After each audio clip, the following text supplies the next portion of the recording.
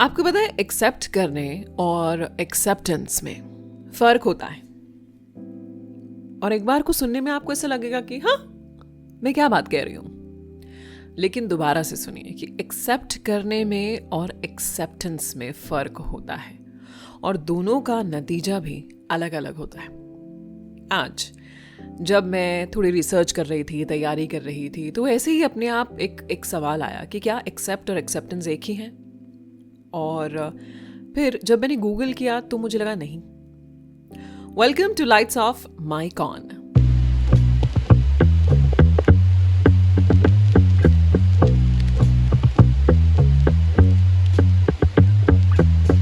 लेकिन इतनी आसानी से थोड़ी ना बता दूंगी कि एक्सेप्ट और एक्सेप्टेंस एक है, एक नहीं है, और अगर एक नहीं है तो इसमें क्या फर्क है। ऐसे ही थोड़ा ना इतने साल रेडियो जॉकी रही हूं।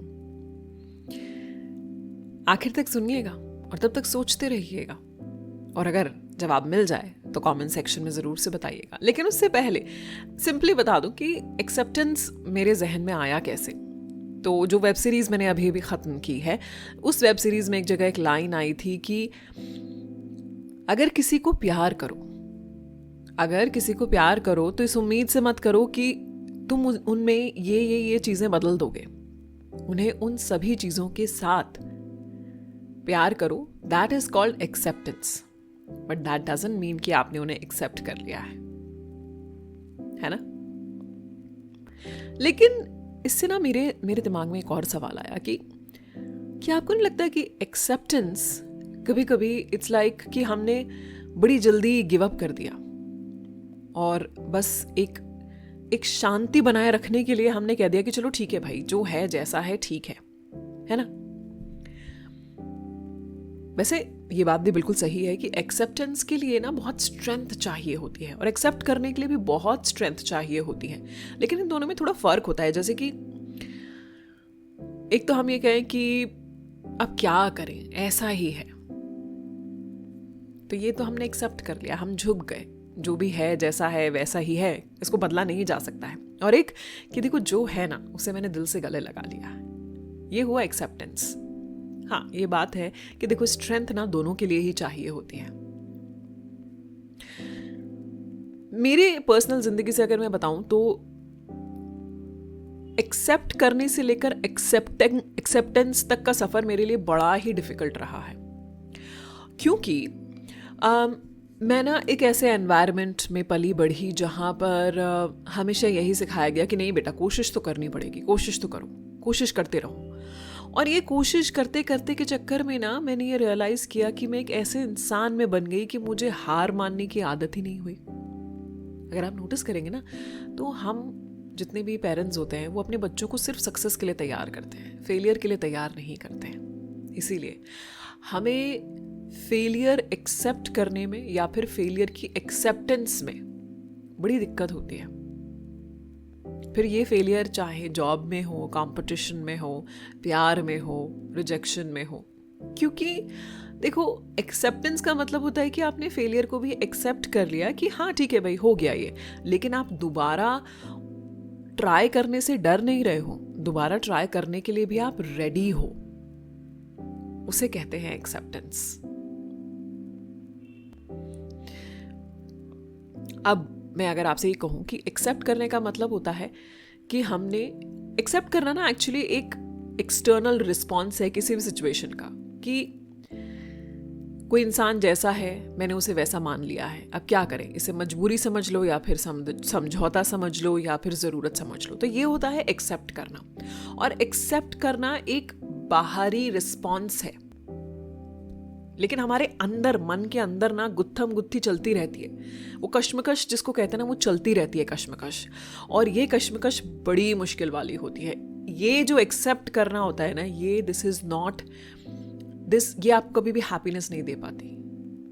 वहीं पर acceptance is a state of mind, जहां आपने अपने दिल और दिमाग दोनों के साथ एक बंधन बना लिया है, एक अपने अंदर एक मंथन करके आपने ये बात मान ली है कि मैं इस बात को या इंसान को पूरी तरह बिना किसी रेजिस्टेंस, यानी कि बिना किसी तोड़ मरोड़ के इसे एक्सेप्ट करता हूँ या एक्सेप्ट करती हूँ। तब आपके अंदर कोई कश्मकश नहीं रहती है, एक पीस आ जाता है। लेकिन ये एक्सेप्टेंस और ये पीस आपके अंदर तब आती है, पता है, जब आपने अपना 100% ट्राई कर लिया हो, अपनी कोशिशें कर ली हो, और तब आप गिव अप नहीं किया। आपने अपने अंदर इस बात का समझौता कर लिया है कि अब मैं इसे बदलने की कोशिश नहीं करूंगा या नहीं करूंगी। और फिर वो एक्सेप्टेंस कभी कभी फेलियर की भी होती है। जैसे मैं बहुत सिंपल से एग्जाम्पल बताऊं कि हर इंसान हर चीज़ में सक्सेसफुल नहीं हो सकता है ना। कहीं मैंने इसे वेगली कहीं पढ़ा था कि एक बार सचिन तेंदुलकर ने अपना यूट्यूब चैनल शुरू किया था। अब सोचिए, सचिन तेंदुलकर ने अपना यूट्यूब चैनल शुरू किया, क्या वो उसमें फेल हो सकते हैं? ना, वो यूट्यूब चैनल नहीं चला उनका। लेकिन ये तो एक्सेप्टेंस की बात है ना कि हम सचिन तेंदुलकर को फील्ड पे खेलते हुए देखना चाहते हैं। उनकी जिंदगी में हर रोज क्या हो रहा है शायद हमें इतना पसंद ना आए। शाहरुख खान ने जब केबीसी होस्ट किया था, पूरी दुनिया जानती है कि ना, अमिताभ बच्चन साहब की होस्टिंग के स्किल्स को नहीं छू पाए थे। ये एक एक्सेप्टेंस है कि यार हर चीज़ में नहीं कर सकता हूँ, हर चीज़ में मैं अव्वल नंबर नहीं हो सकता हूँ। और जब आप ये एक्सेप्टेंस ले लेते हैं ना, तो जिस चीज़ में आप अव्वल हैं उसमें आपको खुशी मिलने लग जाती है। अगर हम किसी चीज़ को एक्सेप्ट करते हैं तो वो एक जिम्मेदारी होती है कि ठीक है भाई, मैंने जिम्मेदारी ले ली है कि अब ये जो है जैसा है। लेकिन एक्सेप्टेंस तो एक जर्नी होती है, एक सफ़र होता है, और वो सफ़र तक पहुँचने में वक्त लगता है, उम्र लगती है। अच्छा, आपसे ये सवाल कि कौन सी किसी चीज़ है अपनी ज़िंदगी की जो आपने तुरंत एक्सेप्ट कर ली, और कौन सी एक ऐसी चीज़ है जिसे एक्सेप्टेंस में, यानी कि जिसकी एक्सेप्टेंस के बाद आपको बहुत शांति मिली, बहुत तसल्ली मिली। मतलब वही कि एक्सेप्ट करना स्टेट ऑफ माइंड नहीं है। एक्सटर्नल सिचुएशन को आपने रिएक्ट कर दिया कि बस ठीक है यार, जैसे कि बॉस को बदला नहीं जा सकता है, वो तो ऐसे ही रहेंगे, है ना। लेकिन एक्सेप्टेंस की ये जॉब मुझे बहुत हेल्प कर रहा है मेरे बिल्स पे करने में, तो आपने अपने अंदर एक एक्सेप्टेंस लिया है कि यार जो हैप्पी चीज़ है उसे मैं देख रहा हूँ या उसे देख रही हूँ।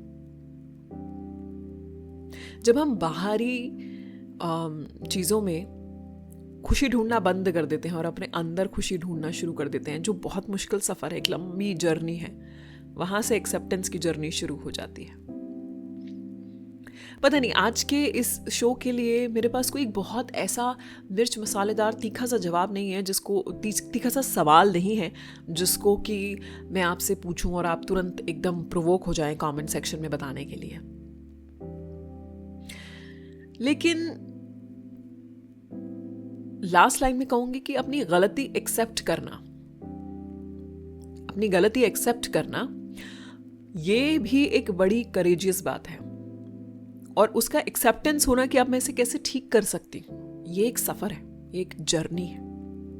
आई थिंक एक्सेप्ट वर्सेस एक्सेप्टेंस को इससे बेहतर एग्जाम्पल में मैं नहीं बता सकती थी। जैसे कि अगर मेरी ज़िंदगी में मैं किसी चीज़ की गलती को मानूँ, तो जैसे कभी कभी मुझे ऐसा लगता है कि बहुत यंग एज में मैं कुछ ऐसी चीज़ें बोल देती थी जो अनइंटेंशनली शायद किसी को हर्ट कर सकती थी। बीइंग एन एक्सट्रोवर्ट, फिर वक्त के साथ मैंने एक्सेप्ट किया कि यार ये मेरी गलती है, यहाँ मेरी टोन ठीक हो सकती थी, मेरी बात कहने का तरीका दूसरा हो सकता था। लेकिन जब मैंने ये अपनी गलती एक्सेप्ट कर ली, तो वो जो एक्सेप्टेंस है विद इन माई सेल्फ कि यार हाँ, मैंने कुछ शायद एकदम in the heat of the moment बोल दिया होगा, लेकिन मेरा इंटेंशन खराब नहीं था, तो फिर उसे ठीक कैसे किया जाए। वो एक एक्सेप्टेंस की जर्नी है, एक सफ़र है। अगर आपको एक्सेप्ट वर्सेस एक्सेप्टेंस आज के लाइट्स ऑफ माइक ऑन में पसंद आया हो तो कमेंट सेक्शन में एक स्माइली ज़रूर दीजिएगा। मेरा इंस्टाग्राम अकाउंट है recreatewithme27।